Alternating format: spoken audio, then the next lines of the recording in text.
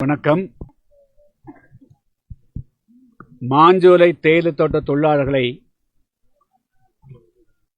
கட்டாயப்படுத்தி அவருடைய விருப்பத்திற்கு மாறாக விருப்பு ஓய்வு என்ற பெயரில் ஏறக்குறைய 1000க்கும் மேற்பட்ட தொழிலாளர் குடும்பங்களை பிபிடிசி நிர்வாகம் வெளியேற்றுவதற்கு உண்டான நடவடிக்கையை தொடர்ந்து எடுத்து வரும் விளைவாக அந்த தொழிலாளர்கள் எல்லாம் கண்ணீர் சிந்தக்கூடிய காட்சிகளை தமிழகத்தில் இருக்கக்கூடிய அனைத்து ஊடகங்கள் வாயிலாக அவைகள் வெளிச்சத்துக்கு வந்திருக்கின்றன.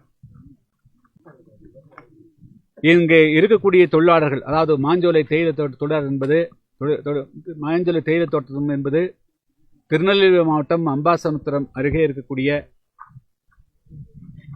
ஏறக்குறைய 8373 ஏக்கர் பரப்பளவில் களக்காடு முண்டந்துறை வனப்பகுதியில் இருக்கிறது. இது இந்த தேயிலை தோட்டங்கள் 1929ஆம் ஆண்டு பிப்ரவரி மாதம் 12ஆம் தேதி அன்று அன்றைய ஆட்சியாளர்கள் 99 வருட குத்தகைக்காக பிபிடிசி நிர்வாகம் கொடுத்திருக்கார்கள். அவருடைய குத்தகை காலம் 2028 பிப்ரவரி மாதம் 11ஆம் தேதி முடிவடைகிறது. இந்த குத்தகை என்பது இது கடந்த 99 வருடமாக குத்தகை வைத்திருந்த பிபிடிசி நிர்வாகத்துக்கான அதுக்கு மட்டும்தான் அது ஒப்பந்தம் முடிவடைகிறது. தவிர இங்கு ஏறக்குறைய 4-6 தலைமுறைகளாக இங்கே பணிபுரியக்கூடிய தொழிலாளர்களுக்கும் அதுக்கும் எந்த சம்பந்தம் கிடையாது. எனவே இப்பொழுது விருப்ப ஓய்வினுடைய பெயரில் அவர்கள் கையெழுத்து பெற்றிருக்கிறார்கள். உண்மையில் எந்த தொழிலாளியும் விருப்பப்பட்டு கையெழுத்திடப்படவில்லை. தொழிலாளர்களை தனித்தனியாக பிரித்தியும் அச்சுறுத்தியும் ஆசை வார்த்தை காட்டியும் தான் கையெழுத்து வாங்கியிருக்கிறார்கள். தவிர ஒரு தொழிலாளி கூட மனப்பூர்வமாக கையெழுத்திடவில்லை. எனவே முதல்ல தொழிலாளர் நலத்துறை ஆணையர் விருப்ப ஓய்வு என்ற பெயரில் கையெழுத்திடக்கூடிய இதை முதல்ல அதை ரத்து செய்யணும். இரண்டாவது, எந்த காரணம் கொண்டும் இருக்கக்கூடிய தொழிலாளர்களை நிர்வாகம் வெளியேற்றுவதற்கு மாவட்ட நிர்வாகமும் மாநில அரசும் ஒத்துக்கொள்ளக்கூடாது. அவருடைய வாழ்வாதாரத்தை இங்கே பறித்து கொண்டு இன்னொரு இடத்தில் அவர்களுக்கு உருவாக்கி தர முடியாது. இங்கே இருக்கக்கூடிய தொழிலாளர்கள் அனைவருமே தேயிலை பறிப்பதை தவிர வேறு எந்த தொழிலும் அவர்களுக்கு தெரியாது. பல பேருக்கு சொந்த ஊர் என்று தெரியாது. அவர்கள் பிறந்த கிராமங்களில் ஒரு செண்டு வீட்டு மனை கூட அவர்களுக்கு கிடையாது.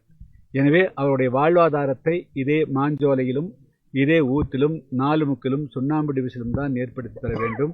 முதல்ல அவர்களுடைய கோரிக்கைகள், அவர்கள் தனிமைப்படுத்தப்பட்ட போது, அவர்களுக்காக யாரும் குரல் கொடுக்காத போது, அவர்கள் அச்சத்தினுடைய பெயரில் அவர்கள் நாங்கள் வீடுகளை கூட காலி செய்துட்டு போவோம் என்று சொல்லியிருக்கிறார்.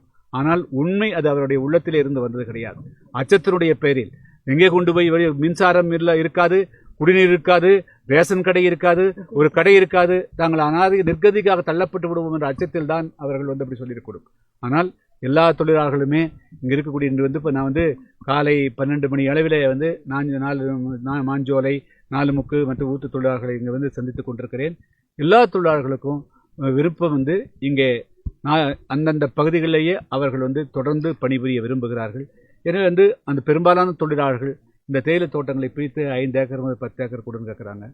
அதை அரசு செய்யறதுக்கு எந்த விதமான சங்கடம் கிடையாது. ஏன்னா தேயிலை தோட்டம் புதுசாக ஒன்றும் உருவாக்க போகிறதில்ல, எந்த காடையும் புதுசாக உருவாக்க போகிறது கிடையாது. இருக்கக்கூடிய அதே தேயிலை தோட்டங்களுக்கு நாங்கள் தான் இருக்க போகின்றன.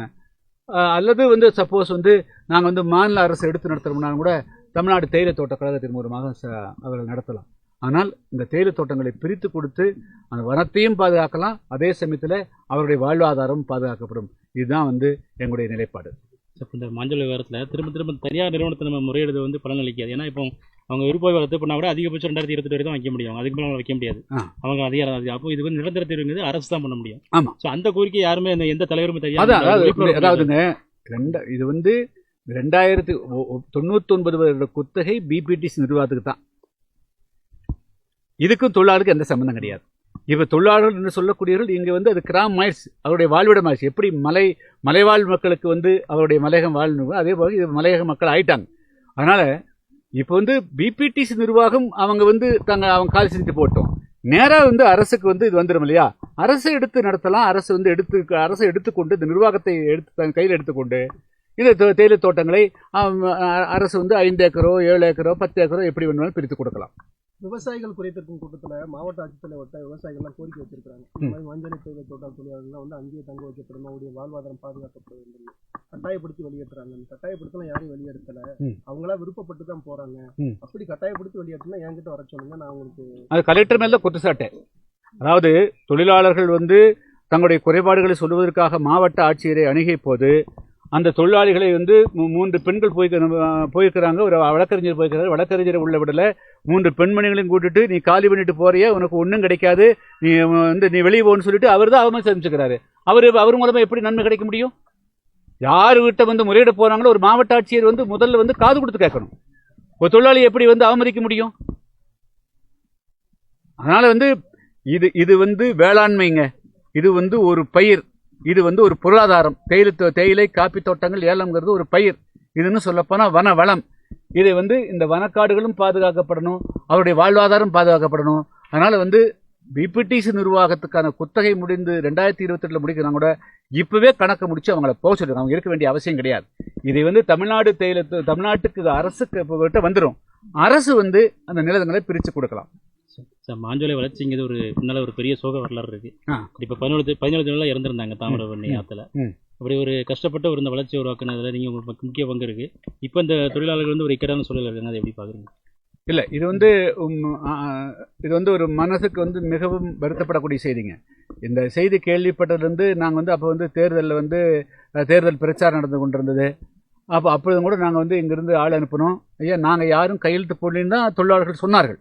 நான் மாஞ்சோலை தொழிலாளர்கிட்ட தொடர் வச்சேன், 4 முக்கில் ஊத்தில் எல்லாத்துக்கிட்ட சேர்ந்து நாங்கள் யாரும் கையெழுத்து போடல, இப்படியெல்லாம் ஒரு பேசிக்கிறாங்கன்னு சொன்னாங்களே தவிர, ஆனால் இது என்ன செஞ்சாங்க அப்படின்னா ஆல் ஆஃப் எ சடன் திடீரென்று வந்து ஒரே நாளில் வந்து வேலையை நிறுத்திட்டு வந்து திட்டமிட்டு வந்து சரி செய்து அச்சுறுத்தி அவரோட கையெழுத்து வாங்கிக்கிறாங்க.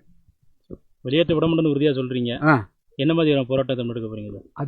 அது மாதிரி ஒரு சூழ்நிலை வருகின்ற பொழுது அந்த போராட்டங்கள் யுத்திகள் அறிவிக்கப்படும். ஆனால் ஒரு காலத்திலும் இங்கே இருக்கிற தொழிலாளிகளை வந்து மாஞ்சோலை விட்டு கீழே இறக்க விட மாட்டோம். மீண்டும் திரு கிருஷ்ணசாமிகிட்ட வலுவான ஒரு போராட்டத்தை எதிர்பார்க்கலாம். அது எப்பொழுதுமே வலுவான போராட்டங்கள் இருக்குதுங்க. அது வந்து மீண்டும்ங்கிறது இல்லை.